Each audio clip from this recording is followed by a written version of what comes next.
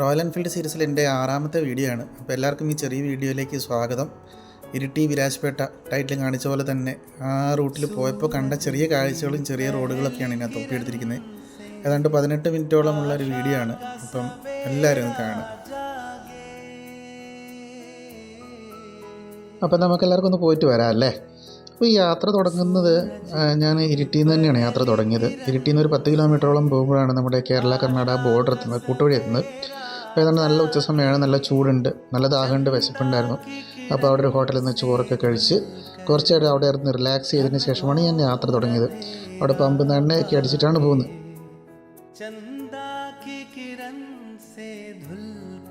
ചെറിയത് താഴെ കാണുന്നത് നമ്മുടെ ഇരിട്ടി പുഴയാണ്. ഇരിട്ടി പുഴ എന്ന് പറയുമ്പോൾ കൂട്ടുപുഴ ഭാഗത്തുള്ള പുഴയാണ്. ഇപ്പം വെള്ളമൊക്കെ കുറവാണ്, പറ്റി വരണ്ടിരിക്കുന്ന പോലെയാണ്. നല്ല ചെറിയ കുഴികളിലൊക്കെ വെള്ളമുണ്ട്, ഒഴുക്കൊക്കെ കുറവാണ്. പക്ഷേ മഴക്കാലത്ത് അടിച്ച് തകർത്താണ് വെള്ളം ഇതിലേ പോകുന്നത്. ഒരു ലോട്ടും കാര്യങ്ങളൊക്കെ ഉണ്ടാകുമ്പോൾ ഭയങ്കര വെള്ളമായിരിക്കും. ഈ കച്ചേരിക്കടവ് പാലമൊക്കെ പലതവണ മുങ്ങിയിട്ടുണ്ട്. ആ പഴയ പാലമൊക്കെ ഒലിച്ചു പോയി വെള്ളപ്പൊക്കത്തിൽ. അപ്പോൾ ഏതായാലും അവിടെ പുതിയ പാലം പടുത്തു. കൂട്ടുപുഴയ്ക്ക് കർണാടകത്തിൽ കയറാനും പുതിയ പാലമാണ്. അപ്പം 2 പാലങ്ങളും പുതുതായിട്ട് പടുത്തു. അപ്പം അങ്ങനെ ഏതായാലും ഞാൻ യാത്ര തുടർന്ന ചുരമൊന്നും ഞാൻ റെക്കോർഡ് ചെയ്തില്ല. കാര്യമായിട്ട് പെട്ടെന്ന് എങ്ങനെയും മുകളിൽ എത്താനുള്ളൊരു ഫീലായിരുന്നു. ഈ വീഡിയോയിൽ കുറച്ച് ഭാഗങ്ങൾ പിടിച്ചിരിക്കുന്നത് കേരളത്തിലെ റോഡും ബാക്കി കുറച്ച് ഭാഗം പിടിച്ചിരിക്കുന്ന കർണാടകത്തിലെ റോഡുമാണ്. ഇതിലിപ്പോൾ ഏതാണ് കേരളത്തിലെ റോഡ് ഏതാണ് കർണാടകത്തിലെ റോഡെന്ന് എനിക്കും ഇപ്പം മനസ്സിലാകുന്നില്ല. എന്തായാലും എല്ലാം ജോയിൻ ചെയ്ത് ഞാൻ അങ്ങിട്ടിട്ടുണ്ട്.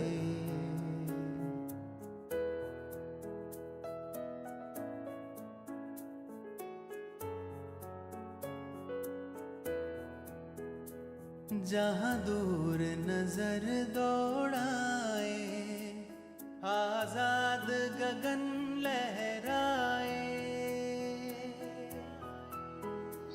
കൂട്ടുപുഴ കഴിഞ്ഞാൽ പിന്നെ ചുരം കയറിയിട്ടാണ് പെരുമ്പാടി എന്ന് പറഞ്ഞ സ്ഥലത്തെത്തുന്നത്. ഏതാണ്ട് 19 കിലോമീറ്ററോളം ഉണ്ടെന്ന് തോന്നുന്നു ചുരം കയറി എത്തുന്നത് തന്നെ. അവിടെ 2-3 ഹോട്ടലുണ്ട്. ലേക്ക് വ്യൂ ഹോട്ടലുണ്ട്, കൂർഗ് ഗേറ്റിനുണ്ട്, പിന്നെ വേറെ ഏതൊക്കെയോ ചെറിയ പുതിയ ഹോട്ടൽസ് വേറെയും തുടങ്ങിയിട്ടുണ്ട്. അങ്ങനെ അവിടെയൊക്കെ ഉണ്ട്. ആ പോയിരുന്ന് ഭക്ഷണം കഴിക്കാനൊക്കെ നല്ലതാണ്. ഞാൻ മുന്നേ പൾസർ ഉണ്ടായിരുന്ന കാലത്തും ഇതുപോലെ ബൈക്ക് എടുത്ത് ഇരിട്ടിയിൽ നിന്ന് ഞാൻ പോയിട്ട് ആ ലേക്ക് വ്യൂ ഹോട്ടലിൽ പോയി ചായ കുടിച്ചിട്ട് വരവുണ്ടായിരുന്നു. അതിൻ്റെയൊക്കെ ഒരു വീഡിയോ ഞാൻ യൂട്യൂബിൽ തന്നെ ഇട്ടിട്ടുണ്ട്. അപ്പം അതുകൊണ്ടാണ് ഞാൻ ചുരമൊന്നും റെക്കോർഡ് ചെയ്യാതിരുന്നത്. കാര്യമായിട്ട് മുന്നേ ഓൾറെഡി ഉള്ളതുകൊണ്ട്. അപ്പോൾ അതിനുശേഷം ഞാൻ ഈ റൂട്ടിൽ ബാംഗ്ലൂർ റൂട്ടിൽ തന്നെ നേരെ പോയി. വിരാജ്പേട്ട ടൗണിൽ പോയിട്ടും ബാംഗ്ലൂർക്ക് പോകാം, ടൗണിൽ പോകാതെ പെരുമ്പാടിയിൽ നിന്ന് നേരെ കാണുന്ന വഴിയിലും പോകാം. ആ തുടക്കം നല്ലതായിരുന്നു വഴിയുടെ. പക്ഷേ കുറച്ചങ്ങോട്ടെത്തിയപ്പോഴേക്കും പല സ്ഥലങ്ങളിൽ റോഡ് പണി നടക്കുന്നുണ്ട്. അപ്പോൾ അങ്ങനെയുള്ളതുകൊണ്ട് കുറച്ച് ബുദ്ധിമുട്ടായിരുന്നു. ഭയങ്കര പൊടി കാര്യങ്ങളൊക്കെ ആയിരുന്നു. ഇടയ്ക്ക് കുറച്ച് സമയമൊക്കെ ഞാൻ നിർത്തിയിട്ടു. ഏതായാലും ചുരമൊക്കെ കയറി വന്നതല്ലേ, ചുരമൊക്കെ കയറി വന്നുകൊണ്ട് കുറച്ച് നേരം വണ്ടി ഒന്ന് തണുക്കാമെന്ന് ഓർത്ത് നിർത്തിയിട്ടു. കോൾസ് കാര്യങ്ങളൊക്കെ നോക്കി. പിന്നെ ഈ ചുരത്തിൽ നമുക്ക് റേഞ്ച് ഇല്ല, വളരെ ബുദ്ധിമുട്ടാണ് റേഞ്ച് കിട്ടാൻ വേണ്ടിയിട്ട്. അപ്പം അതുകൊണ്ട് ആരെങ്കിലും വിളിച്ചോ മെസ്സേജസൊക്കെ ഉണ്ടോ എന്നൊക്കെ കുറച്ച് നേരം നോക്കിയതിന് ശേഷം വീണ്ടും ഞാൻ യാത്ര തുടർന്നു. ഈ റൂട്ടിൽ ഞാൻ ബാംഗ്ലൂർക്ക് ബൈക്കിന് പോയത് ഒരു 3 വർഷം മുന്നെയാണ്. അന്ന് പൾസറായിരുന്നു.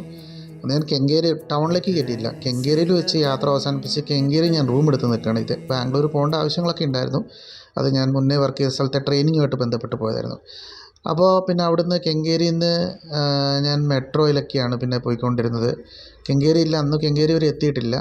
സാറ്റലൈറ്റ് കഴിഞ്ഞ് കുറച്ചും കൂടെ താഴെ വരെയൊക്കെ ഉണ്ടായിരുന്നുള്ളൂ. എനിക്ക് ഒന്ന് ഗോപാൽ മാളിൻ്റെ അടുത്ത് വരെ ഇങ്ങനെ ഉണ്ടായിരുന്നു തോന്നുന്നു. ഇപ്പോൾ അവിടെ വരെ എത്തിയെന്ന് എനിക്കറിയില്ല കേട്ടോ. കെങ്കേരി വരെ ഉണ്ടെന്ന് തോന്നുന്നു ഇപ്പം. അപ്പം ഞാൻ ബസ്സിനും പിന്നെ മെട്രോയിലൊക്കെ കയറി മജസ്റ്റിക്കിലൊക്കെ വരുവാണ് ചെയ്തത്. അതുപോലെ തന്നെ ശിവാജി നഗറിലായിരുന്നു മറ്റൊരു ആവശ്യമായിട്ട് പോകേണ്ടി വന്നിരുന്നത്. അപ്പം അവിടെ ഞാൻ ബൈക്ക് യൂസ് ചെയ്തിട്ടുണ്ടായിരുന്നില്ല, ടൗൺ ഏരിയകളിൽ ബൈക്ക് യൂസ് ചെയ്തിട്ടുണ്ടായിരുന്നില്ല. പക്ഷേ ബാക്കിയുള്ള ആവശ്യങ്ങൾക്കൊക്കെ ഞാൻ കെങ്കേരിയിൽ നിന്ന് ചുറ്റുവട്ടങ്ങളിലൊക്കെ പോകാൻ വേണ്ടി, തൊട്ടടുത്ത സ്ഥലങ്ങളിലൊക്കെ പോകാൻ വേണ്ടിയിട്ട് ഞാൻ ബൈക്ക് യൂസ് ചെയ്തിട്ടുണ്ട്. അങ്ങനെ 3-4 ദിവസം അവിടെ ഉണ്ടായിരുന്നു. ടൊയോട്ട സെൻറ്ററിൽ പോകുമ്പോൾ ഞാൻ ബൈക്ക് യൂസ് ചെയ്തില്ല. കാരണം പാർക്കിംഗ് പാസ് കാര്യങ്ങളൊക്കെ എടുക്കണം, അങ്ങനെയുള്ള ബുദ്ധിമുട്ടുണ്ടായിരുന്നുകൊണ്ട് ഞാനത് ബൈക്ക് യൂസ് ചെയ്തിട്ടില്ല. അന്ന് ബാംഗ്ലൂർ യൂസ് ചെയ്യാൻ വേണ്ടിയിട്ട് നമ്മൾ ചൂസ് ചെയ്യുന്ന വഴി തന്നെയാണ് വിരാജ്പേട്ട, ഗോണിക്കുപ്പ, ഹുൺസൂർ ടൗണിൽ നമ്മൾ പോവില്ല, പുറത്തൂടെ ബൈപ്പാസ് കൂടെയാണ് പോകുന്നത്.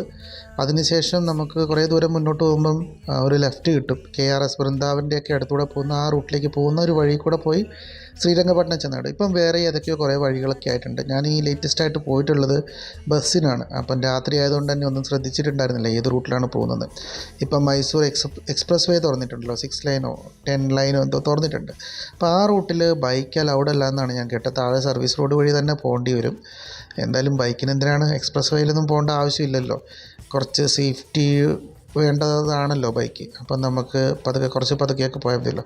പറയുന്ന പോലെ എൻ്റെ റൈഡ് പാറ്റേൺ ഇപ്പോഴും ഞാൻ മാറ്റിയിട്ടില്ല. 60, 70 എന്നുള്ള മാക്സിമം സ്പീഡാണ്.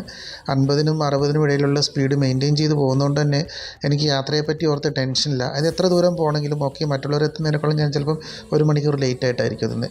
എങ്കിലും സേഫായിട്ട് എത്താൻ പറ്റുമെന്നുള്ള ഒരു വിശ്വാസം, കുഴിയിലും കുടലും പരമാവധി വീഴാതെയും നമുക്കും അധികം സ്ട്രെയിൻ വരാതെയും മറ്റുള്ള വണ്ടിക്കാർക്കും സ്ട്രെയിൻ വരാതെ സ്ട്രെസ് വരാത്ത രീതിയിലും കൊണ്ടുപോകാൻ പറ്റുന്നുള്ളൊരു വിശ്വാസമുള്ളതുകൊണ്ടാണ് ഞാൻ അങ്ങനെ പോകുന്നത്. അത് ഞാൻ സ്പീഡ് അങ്ങനെ മെയിൻറ്റെയിൻ ചെയ്യുന്നതുകൊണ്ട് എനിക്ക് മറ്റൊരു ഗുണവും കൂടി ഉണ്ട്. വണ്ടിക്കും ടയറിനും നല്ലതാണ്, ഹീറ്റിങ്ങിൻ്റെ ഇഷ്യൂസ് വരുന്നില്ല, പിന്നെ മൈലേജും കൂടുതൽ കിട്ടുന്നുണ്ട്. എനിക്ക് കഴിഞ്ഞ എറണാകുളം യാത്രയിൽ എനിക്ക് 49 മൈലേജ് കിട്ടിയിരുന്നു. ഞാൻ അത്രയും രാത്രിയാണ് പോയത്. പകൽ കുറച്ച് നേരം ഓടിച്ചിട്ടുണ്ടായിരുന്നു, ബാക്കി മുഴുവൻ രാത്രിയായിരുന്നു. ട്രാഫിക് കുറവായിരുന്നു, റോഡ് ഓൾമോസ്റ്റ് നന്നായിട്ടുണ്ട്, കുറച്ച് ഭാഗങ്ങളെ പ്രശ്നമുള്ളൂ. അപ്പോൾ എനിക്ക് അത്രയും മൈലേജ് കിട്ടാൻ കാരണം ആ ഒരു പാറ്റേണിൽ വണ്ടി ഓടിച്ചുകൊണ്ട് തന്നെയാണെന്ന് എനിക്ക് ഉറപ്പുണ്ട്. दिल है तो फिर दर्द होगा, दर्द है तो दिल भी होगा, मौसम गुजरते रहते हैं। दिल है तो फिर दर्द होगा, दर्द है तो दिल भी। ഇനി കേരളത്തിൽ നിന്ന് കർണാടകത്തിലേക്ക് കയറിയപ്പോൾ ഉണ്ടായിരുന്ന ആ ഒരു വ്യത്യാസം പറയാം. നല്ല ചൂടായിരുന്നു, ഏതാണ്ട് 36 ഡിഗ്രിയോ 37 ഡിഗ്രിയോ ഉണ്ടായിരുന്നു ഞാൻ കൂട്ടുപുഴ വന്ന് നിൽക്കുമ്പോൾ ടെമ്പറേച്ചർ നോക്കുമ്പോൾ. അതിനുശേഷം ചുരം കയറി ഒരു 3-4 കിലോമീറ്റർ മാക്കൂട്ട കഴിഞ്ഞപ്പോൾ തൊട്ട് ക്ലൈമറ്റ് തണുത്തു. വലിയ മരങ്ങളുടെ തണലിൽ കൂടെ തന്നെയാണ് ശരിക്കും നമ്മൾ പോകുന്നത്. അതുകൊണ്ട് തന്നെ നമുക്ക് ചൂടറിയുന്നില്ല. കുറേ പക്ഷികളുടെ ഒച്ചപ്പാടും ബഹളങ്ങളൊക്കെ കേൾക്കാം. ചിലയിടങ്ങളിലൊക്കെ ബോർഡുണ്ട്, എലിഫൻറ്റ് ക്രോസിങ്, ആനിമൽ ക്രോസിംഗ് എന്ന് പറഞ്ഞിട്ട് സൂക്ഷിച്ച് പോകണമെന്ന് ബോർഡ് വെച്ചിട്ടുണ്ട്. പതിയെ പോകാവുള്ള വളവുണ്ട്, വീതി കുറവാണ്. ചില സ്ഥലങ്ങളിലൊക്കെ ചില വണ്ടികളൊക്കെ ബ്രേക്ക് കിട്ടാതെയോ അല്ലെങ്കിൽ ഉറങ്ങിപ്പോയിട്ടോ ഒക്കെ റോഡിൽ നിന്ന് പുറത്തിറങ്ങി ചെറിയ കൊക്ക പോലെയുള്ള സ്ഥലങ്ങളിൽ അല്ലെങ്കിൽ മരത്തിനൊക്കെ തട്ടി നിൽക്കുന്നത് കാണാം. അപ്പോൾ നമ്മളിവിടെ വളവിലൊക്കെ ഓടിക്കുമ്പോൾ വളരെ ശ്രദ്ധിച്ച് തന്നെ വണ്ടി ഓടിക്കണം, അതല്ലെങ്കിൽ പണി കിട്ടും. നമ്മുടെ വണ്ടിക്ക് മാത്രമല്ല, എതിരെ വരുന്ന വണ്ടിക്കും പണി കിട്ടും. അത് എപ്പോഴും ഒന്ന് ശ്രദ്ധിക്കുന്നത് നല്ലതാണ്.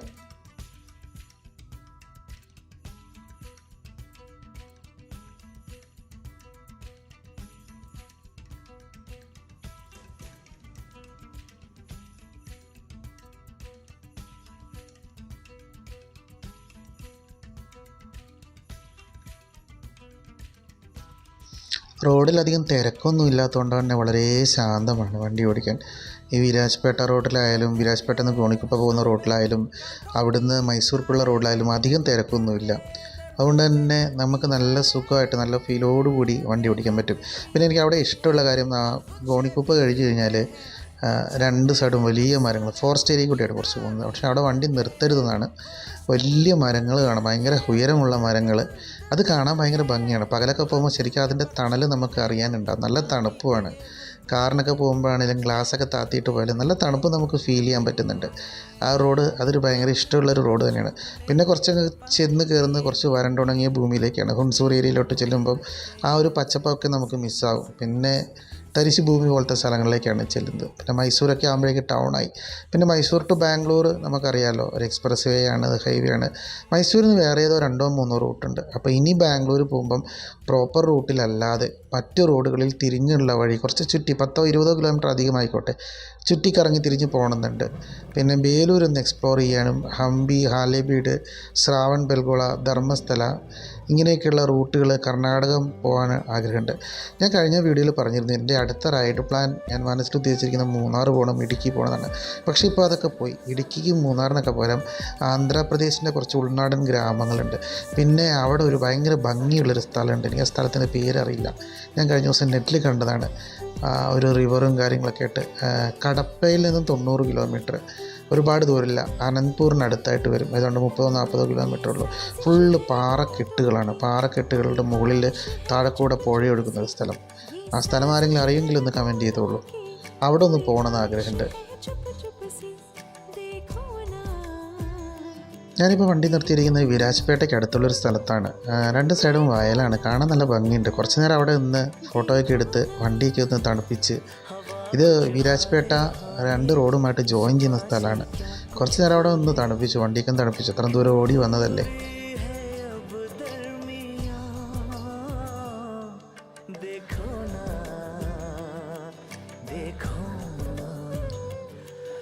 ഞാൻ ഈ യാത്ര ചെയ്ത ദിവസം വിരാജ്പേട്ട ടൗണിൽ കയറുമ്പോൾ അത്യാവശ്യം നല്ല തിരക്കുണ്ടായിരുന്നു. അതുകൊണ്ട് തന്നെ ഞാൻ ക്യാമറയൊന്നും ഓൺ ചെയ്തിട്ടുണ്ടായിരുന്നില്ല. ട്രാഫിക്കിൽ കൂടെ കുത്തിക്കുറിച്ചാണ് പോയത്. പിന്നെ റോഡ് അവിടെ ഇവിടെയൊക്കെ പൊട്ടിപ്പൊളിഞ്ഞ് കിടക്കുന്നുണ്ട്. ടൗണിൽ പുറത്തൊക്കെ നല്ല റോഡായിരുന്നു. കുറച്ച് സ്ഥലങ്ങളിൽ എന്തൊക്കെയോ പണികളൊക്കെ നടക്കുന്നുണ്ട്, പാച്ച് വർക്ക് നടക്കുന്നുണ്ട്. അതുകൊണ്ട് എനിക്ക് അവിടെ ഒരുപാട് നേരം നിൽക്കാൻ പറ്റിയില്ല. എന്നാൽ വണ്ടി ഇടാനുള്ള സ്ഥലം ഒന്നും ഉണ്ടായിരുന്നില്ല, ക്യാമറയൊന്നും സെറ്റ് ചെയ്യാനുള്ള സ്ഥലം കിട്ടിയില്ല. അതുകൊണ്ട് തന്നെ വീരാജ്പേട്ട ടൗണിൻ്റെ വ്യൂസൊക്കെ ഈ വീഡിയോയിൽ മിസ്സായിട്ടുണ്ട്. അടുത്തൊരു വീഡിയോയിൽ എന്തായാലും അത് ഞാനിടാം.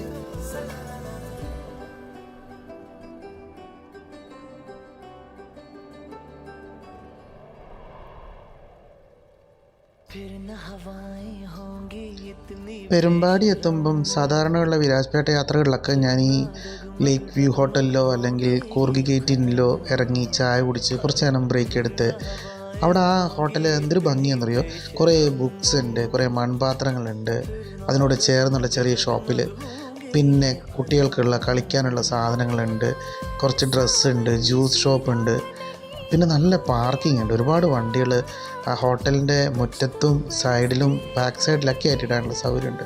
അതുകൊണ്ട് തന്നെ എനിക്ക് ആ ഒരു സ്ഥലം എപ്പോഴും എനിക്ക് ഇഷ്ടപ്പെട്ട സ്ഥലമാണ്. ഞാനത് എൻ്റെ പ്രിയപ്പെട്ട ഹണ്ടറിനെ ഇവിടെ പാർക്ക് ചെയ്ത് വെച്ചിട്ടുണ്ട്.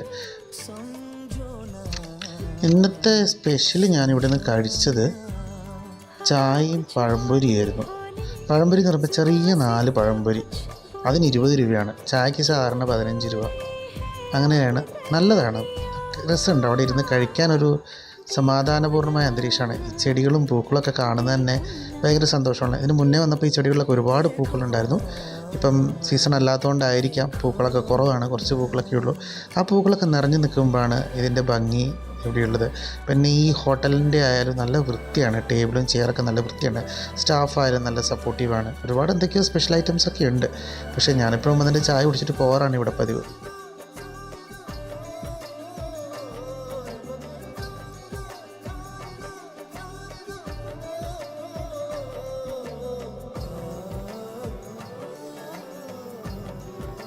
ആ ഹോട്ടലിന് താഴെയായിട്ടൊരു കുളമുണ്ട്.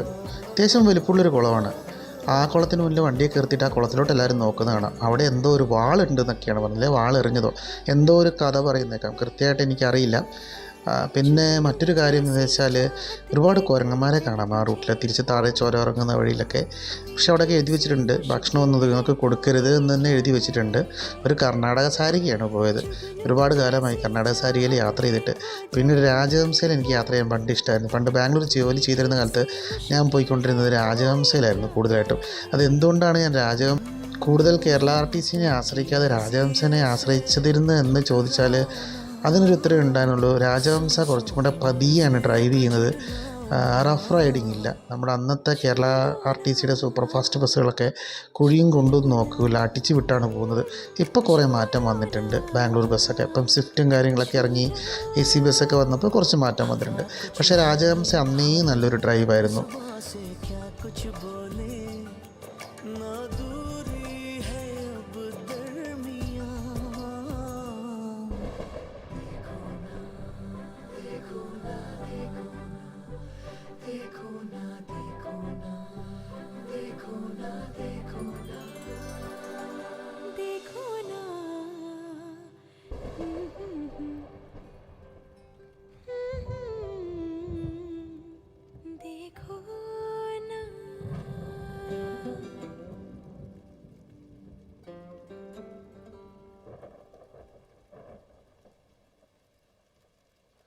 കഴിഞ്ഞ ദിവസം എൻ്റെ ഒരു സുഹൃത്ത് ചോദിച്ചിരുന്നു, ലഡാക്ക് പോകുന്നില്ലേ, ഹണ്ടറൊക്കെ വന്നില്ലേ, ഇനി പതിയെ ലഡാക്ക് യാത്രകളൊക്കെ നോക്കിക്കൂടെയെന്ന്. ഇപ്പോൾ എന്തായാലും ലഡാക്ക് യാത്രകളൊന്നും പ്ലാനില്ല. ലഡാക്ക് യാത്രയൊക്കെ ഉണ്ട് മനസ്സിൽ, പക്ഷേ അത് 2-3 വർഷമൊക്കെ കഴിഞ്ഞതിന് ശേഷം സാധിക്കുമെങ്കിൽ മാത്രം. അതിനു മുന്നേ സൗത്ത് ഇന്ത്യ കുറേ ഭാഗങ്ങൾ, ആന്ധ്രയുടെയും തമിഴ്നാടിൻ്റെയും കുറേ ഉൾഭാഗങ്ങളൊക്കെ കാണണം. സുനാമി അഫക്റ്റ് ചെയ്ത കുറേ ഗ്രാമങ്ങളുണ്ട് തമിഴ്നാട്ടിൽ, ആ ഭാഗങ്ങളൊക്കെ ഒന്ന് കാണണമെന്ന് അതിയായ ആഗ്രഹമുണ്ട്. എന്തെങ്കിലും ഒരു 3-4 ദിവസം പഠിപ്പിച്ച് കിട്ടുകയാണെങ്കിൽ ഒന്നെങ്കിൽ ആന്ധ്ര സൈഡ് അല്ലെങ്കിൽ തമിഴ്നാട് സൈഡ്. എനിക്ക് കുറച്ചും കൂടെ പ്രിഫർ ചെയ്യുന്നത് ഞാൻ ആന്ധ്ര സൈഡാണ്. കാരണം തമിഴ്നാട്ടിലെ പല സ്ഥലങ്ങളിലും പോയിട്ടുണ്ട്, പക്ഷേ ആന്ധ്രയിൽ എവിടെയെങ്കിലും പോയിട്ടില്ല, യാത്ര ചെയ്തിട്ടില്ല. കർണാടകത്തിൽ ഞാൻ ഒരുപാട് യാത്ര ചെയ്തിട്ടുണ്ട്. അപ്പോൾ ആന്ധ്രയുടെ കുറച്ച് ഭാഗങ്ങൾ കാണണമെന്നുണ്ട്. പിന്നെ ഒരുപാട് ആന്ധ്രയുടെ പഴയ നഗരങ്ങളുണ്ട്, പഴയ ഗ്രാമങ്ങളുണ്ട്, അതൊക്കെ ഒന്ന് കാണണം. അവിടുത്തെ കൃഷിത്തോട്ടങ്ങളൊക്കെ കാണണം. നമുക്കൊക്കെ അരിയൊക്കെ വരുന്ന കൂടുതൽ ആന്ധ്രയിൽ നിന്നാണെന്ന് കേട്ടിട്ടുണ്ട്. അപ്പം ആ കൃഷിത്തോട്ടങ്ങളൊക്കെ കാണണമെന്ന് ആഗ്രഹമുണ്ട്. അതുകൊണ്ട് ഒരിക്കൽ എന്തായാലും ഞാൻ ആന്ധ്ര പറ്റുമെങ്കിൽ ഒരു 3-4 ദിവസത്തെ ഷെഡ്യൂൾ പ്ലാൻ ചെയ്തിട്ട് പോകും.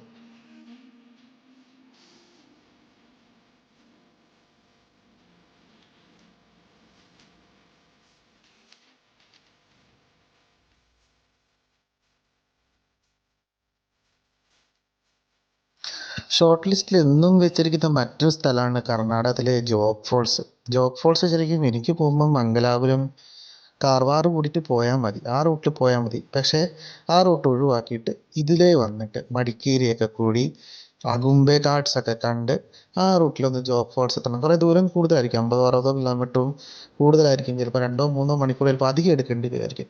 പക്ഷേ ഈ റൂട്ടിൽ കാടൊക്കെ ഒന്ന് എക്സ്പീരിയൻസ് ചെയ്ത്, പ്രത്യേകിച്ച് അഗുംബെ കാടൊക്കെ ഒന്ന് എക്സ്പീരിയൻസ് ചെയ്തിട്ട് പോകണം എന്നൊരാഗ്രഹമുണ്ട്. അതും ഏതാണ്ട് മനസ്സിൽ വെച്ചിരിക്കുന്നതാണ്. അതിനെനിക്ക് തോന്നുന്ന ഒരു 2-2.5 ദിവസം മതി, ആസ്വദിച്ച് പോയി വരാൻ 2.5 ദിവസം മതി.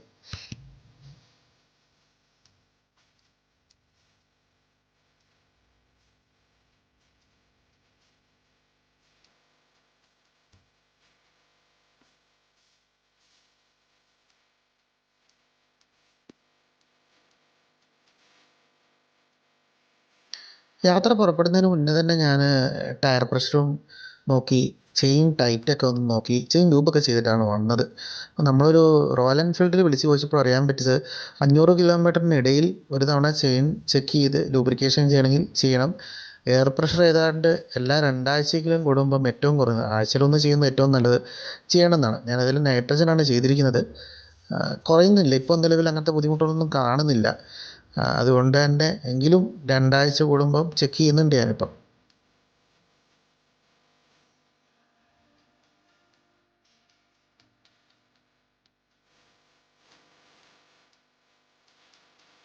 പുതിയ വണ്ടി ആയതുകൊണ്ട് തന്നെയാണെന്ന് തോന്നുന്നു, കുറച്ച് ആകാംക്ഷ കൂടുതലാണ് യാത്ര ചെയ്യാൻ വേണ്ടിയിട്ട്.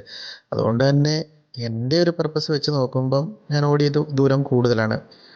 ഏതാണ്ട് 2 മാസത്തിൽ 3000 കിലോമീറ്ററിനടുത്ത് ഓടി. ആവറേജ് മാസം 1500 കിലോമീറ്റർ ഓടുന്നത്. ഇത് വളരെ കുറവാണ് റോയൽ എൻഫീൽഡിൽ സ്ഥിരം റൈഡർമാരെ അപേക്ഷിച്ച്. പക്ഷേ എനിക്കത്രയും യൂസ് വരുന്നില്ല. എങ്കിലും എൻ്റെ ഒരു പൾസർ ഞാൻ ഉപയോഗിച്ചിട്ട് ആ പാറ്റേൺ നോക്കുമ്പോൾ ഇത് കുറച്ച് യൂസ് കൂടുതലാണ്. കുഴപ്പമില്ല, റോയൽ എൻഫീൽഡ് അല്ലേ, നമുക്ക് ഓടാൻ വേണ്ടിയിട്ടല്ലേ മേടിച്ചത്, ഓടാം. അങ്ങനെ യാത്രയൊക്കെ കറങ്ങി തിരിച്ച് ഞാൻ നാട്ടിലെത്തി. ഒരു പുതിയ പാലം പണിതിരുന്നു എൻ്റെ വീടിനൊക്കെ അടുത്തായിട്ട്. ആ പാലത്തിൻ്റെ അവിടുത്തെ കാഴ്ചയാണ്. താഴെ പുഴയുണ്ട്. പുഴയോട് ചേർന്നുള്ള മരങ്ങളിൽ ചെറിയ കിളികളൊക്കെ വന്നിരിക്കുന്നുണ്ട്. വൈകുന്നേരം ആയതുകൊണ്ട് അവർ കൂടണയുന്ന സമയമാണ്. അപ്പം നമുക്കും കൂടണയാനുള്ള സമയമായി. ഞാനും പെട്ടെന്ന് വീട്ടിലോട്ട് പോട്ടെ. അതുകൊണ്ട് ഓരോ കിളികളൊക്കെ വന്ന് ആ വെളുത്ത് കാണുന്ന എല്ലാം കിളികളാണ്. അപ്പം ഞാനും യാത്ര പോവാണ്. ഈ വീഡിയോ ഞാനിവിടെ അവസാനിപ്പിക്കുകയാണ്. അപ്പോഴാണ് ഈ മറ്റൊരു കാര്യം ശ്രദ്ധിച്ചത്. ഈ പാലത്തോട് ചേർന്നിട്ട് പണ്ടൊരു തൂക്കുപാലം ഉണ്ടായിരുന്നു. അത് അതിൽ നടന്നു പോകണമെന്ന് ആഗ്രഹമുണ്ട്. ഇപ്പോൾ ആളുകൾ നടക്കുന്നുണ്ട് അതിലൂടെ. അപ്പം അടുത്ത തവണ വരുമ്പം ആ തൂക്കുപാലത്തിൽ കൂടി ഒന്ന് കയറി നടക്കണം. ഇന്ന് ഏതായാലും യാത്ര അവസാനിപ്പിക്കുകയാണ്. എൻ്റെ വീഡിയോ കാണുന്ന എല്ലാവർക്കും നന്ദി. സാധിക്കുന്നവരൊക്കെ സപ്പോർട്ട് ചെയ്യുക, നിങ്ങളുടെ ഫ്രണ്ട്സിനൊക്കെ അയച്ചു കൊടുക്കുക. ഇതാണ് കേട്ടോ ആ പറഞ്ഞ തൂക്കുപാലം. അപ്പം മറ്റൊരു യാത്രയിൽ കാണുന്നവരെ, അധികം താമസിക്കാതെ, എനിക്കങ്ങനെ സ്ഥിരമായിട്ട് വീഡിയോസൊന്നും ഇടാൻ പറ്റില്ല, എങ്കിലും മാസത്തിൽ 1-2 വീഡിയോസ് ഞാൻ ചെയ്യാം. എൻ്റെ വീഡിയോ സ്ഥിരം കാണുന്ന കുറച്ച് ആളുകളുണ്ട്. അവർ പറയുന്നുണ്ട് നന്നായിട്ട് ഇഷ്ടപ്പെടുന്നുണ്ട് എന്നുള്ളത്. അപ്പം അവരൊക്കെയാണ് ബലം. പിന്നെ പുതിയതായിട്ടുള്ളവരും ഒന്ന് സപ്പോർട്ട് ചെയ്യുക. എല്ലാവർക്കും ഒത്തിരി നന്ദി. അടുത്ത വീഡിയോയിൽ കാണാം.